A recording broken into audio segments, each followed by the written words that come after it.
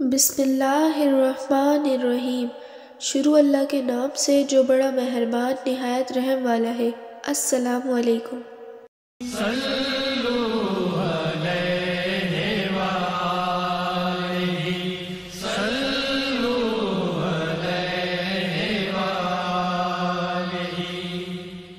ابن عباس رضی اللہ تعالیٰ عنہ نے فرمایا ہے کہ ایک رات میں نے اپنی خالہ میمونہ بنت الحارث رضی اللہ تعالیٰ عنہ زوجہ نبی کریم صلی اللہ علیہ وسلم کے پاس گزاری، اور نبی اکرم صلی اللہ علیہ وسلم اس دن ان کی رات میں انہی کے گھر تھے۔ آپ صلی اللہ علیہ وسلم نے عشاء کی نماز مسجد میں پڑھی، پھر گھر تشریف لائے اور 4 رکعت نماز نفل پڑھ کر آپ سو گئے۔ پھر اٹھے اور فرمایا کہ ابھی تک یہ لڑکا سو رہا ہے یا اسی جیسا لفظ فرمایا۔ پھر آپ نماز پڑھنے کھڑے اور میں بھی وضو کر کے آپ کے بائیں جانب کھڑا ہو گیا، تو آپ صلی اللہ علیہ وسلم نے مجھے دائیں جانب کھڑا کر لیا۔ تب آپ صلی اللہ علیہ وسلم نے 5 رکعت پڑھی، پھر 2 پڑھی، پھر آپ صلی اللہ علیہ وسلم سو گئے، یہاں تک کہ میں نے آپ صلی اللہ علیہ وسلم کے خراٹے کی آواز سنی۔ پھر آپ کھڑے ہو کر نماز کے لیے باہر تشریف لے آئے۔ حدیث نمبر 117۔ لوگ کہتے ہیں کہ ابو ہریرہ رضی اللہ تعالیٰ عنہ بہت حدیثیں بیان کرتے ہیں، اور میں کہتا ہوں کہ قرآن میں 2 آیتیں نہ ہوتی تو میں کوئی حدیث بیان نہ کرتا۔ پھر یہ آیت پڑھی جس کا ترجمہ یہ ہے کہ جو لوگ اللہ کی نازل کی ہوئی دلیلوں اور آیتوں کو چھپاتے ہیں، آخر آیت رحیم تک۔ واقعہ یہ ہے کہ ہمارے مہاجرین بھائی تو بازار کی خرید و فروخت میں لگے رہتے تھے، اور انصار بھائی اپنی جائیدادوں میں مشغول رہتے، اور ابو ہریرہ رسول اللہ صلی اللہ علیہ وسلم کے ساتھ جی بھر کر رہتا تاکہ آپ کی رفاقت میں شکم پری سے بھی بے فکری رہے، اور ان مجلسوں میں حاضر رہتا جن مجلسوں میں دوسرے حاضر نہ ہوتے، اور وہ باتیں محفوظ رکھتا جو دوسرے محفوظ نہیں رکھ سکتے تھے۔ حدیث نمبر 118۔ ابو ہریرہ کہتے ہیں کہ میں نے عرض کیا، یا رسول اللہ، میں آپ صلی اللہ علیہ وسلم سے بہت باتیں سنتا ہوں مگر بھول جاتا ہوں۔ آپ صلی اللہ علیہ وسلم نے فرمایا، اپنی چادر پھیلاؤ۔ میں نے اپنی چادر پھیلائی۔ آپ صلی اللہ علیہ وسلم نے اپنے دونوں ہاتھوں کی چلو بنائی اور میری چادر میں ڈال دی۔ فرمایا کہ چادر کو لپیٹ لو۔ میں نے چادر کو اپنے بدن پر لپیٹ لیا۔ پھر اس کے بعد میں کوئی چیز نہیں بھولا۔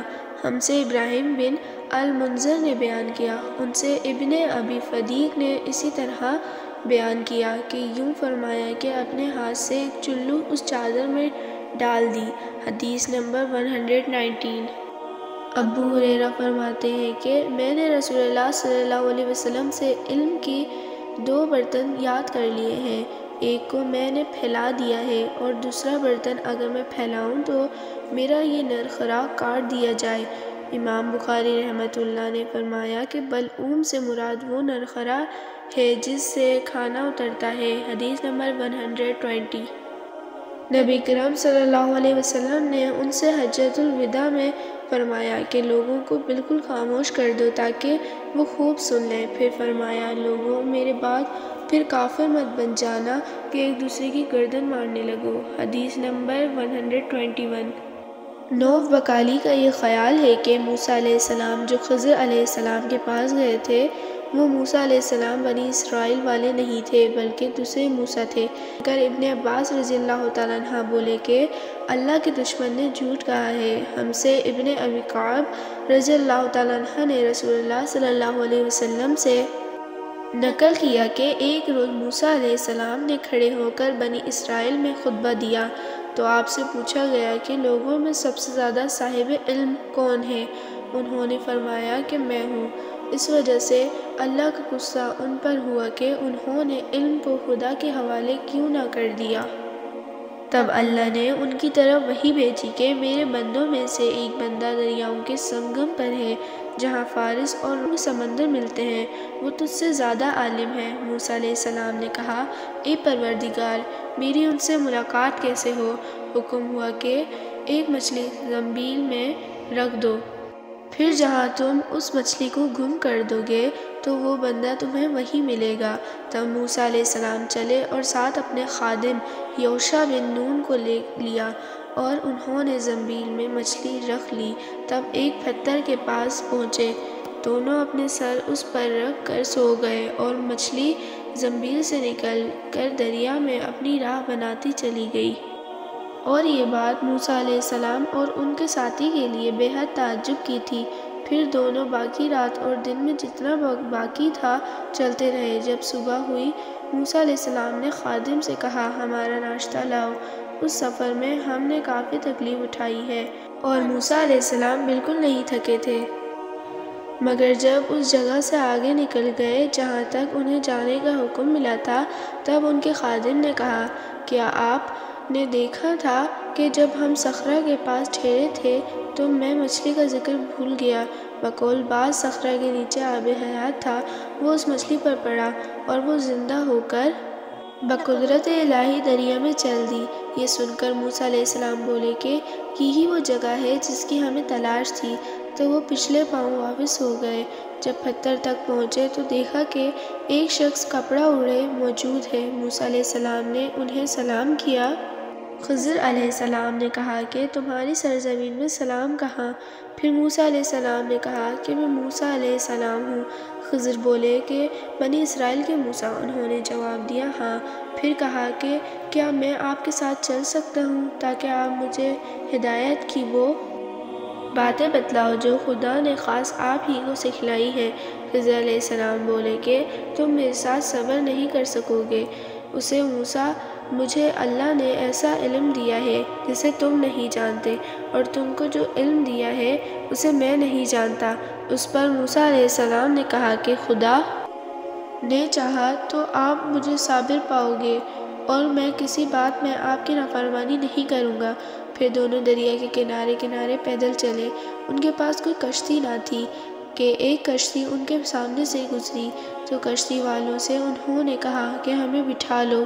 خضر علیہ السلام کو انہوں نے پہچان لیا اور بغیر کرائے کے سوار کر لیا۔ اتنے میں ایک چڑیا آئی اور کشتی کے کنارے پر بیٹھ گئی۔ پھر سمندر میں اس نے ایک یا دو چونچیں ماری۔ اسے دیکھ کر خضر علیہ السلام بولے کہ اے موسیٰ علیہ السلام، میرے اور تمہارے علم نے اللہ کے علم میں سے اتنا ہی کم کیا ہوگا جتنا اس چڑیا نے سمندر کے پانی سے۔ پھر خضر علیہ السلام نے کشتی کے تختوں میں سے ایک تختہ نکال ڈالا۔ موسیٰ علیہ السلام نے کہا کہ ان لوگوں نے تو ہمیں کرایہ لیے بغیر مفت میں سوار کیا، اور آپ نے ان کی کشتی کی لکڑی اکھاڑ ڈالی تاکہ یہ ڈوب جائے۔ خضر علیہ السلام بولے کہ کیا میں نے نہیں کہا تھا کہ تم میرے ساتھ صبر نہیں کر سکو گے؟ اس پر موسیٰ علیہ السلام نے جواب دیا کہ بھول پر میری گرفت نہ کرو۔ موسیٰ علیہ السلام نے بھول کر یہ پہلا اعتراض کیا تھا۔ پھر دونوں چلے۔ کشتی سے اتر کر ایک لڑکا بچوں کے ساتھ کھیل رہا تھا۔ خضر علیہ السلام نے اوپر سے اس کا سر پکڑ کر ہاتھ سے اسے الگ کر دیا۔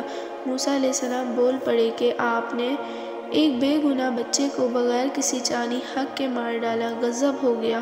خضر علیہ السلام بولے کہ میں نے تم سے نہیں کہا تھا کہ تم میرے ساتھ صبر نہیں کر سکو گے؟ ابن عیینہ کہتے ہیں کہ اس کلام میں پہلے سے زیادہ تاکید ہے، کیونکہ پہلے کلام میں لفظ لکا نہیں کہا تھا، اس میں لکا زائد کیا، جس کی تاکید ظاہر ہے۔ پھر دونوں چلتے رہے حتیٰ کہ ایک گاؤں والوں کے پاس آئے۔ ان سے کھانا لینا چاہا، انہوں نے کھانا کھلانے سے انکار کر دیا۔ انہوں نے وہیں دیکھا کہ ایک دیوار اسی گاؤں میں گرنے کے قریب تھی۔ خضر علیہ السلام نے اپنے ہاتھ کے اشارے سے اسے سیدھا کر دیا۔ موسیٰ علیہ السلام بول اٹھے کہ اگر آپ چاہتے تو گاؤں والوں سے اس کام کی مزدوری لے سکتے تھے۔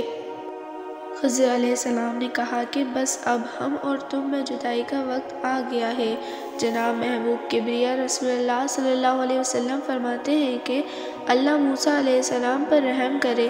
ہماری تمنا تھی کہ موسیٰ علیہ السلام کچھ دیر اور صبر کرتے تو مزید واقعات ان دونوں کے بیان کیے جاتے اور ہمارے سامنے روشنی میں آتے، مگر حضرت موسیٰ علیہ السلام کی عجلت نے اس علم لدنی کے سلسلے کو جلد ہی منقطع کرا دیا۔ محمد بن یوسف کہتے ہیں کہ ہم سے علی بن خشرم نے یہ حدیث بیان کی، ان سے سفیان بن عیینہ نے پوری کی پوری بیان کی۔ حدیث نمبر 122۔ پلیز میرے چینل کو لائک، شیئر اینڈ سبسکرائب کریں۔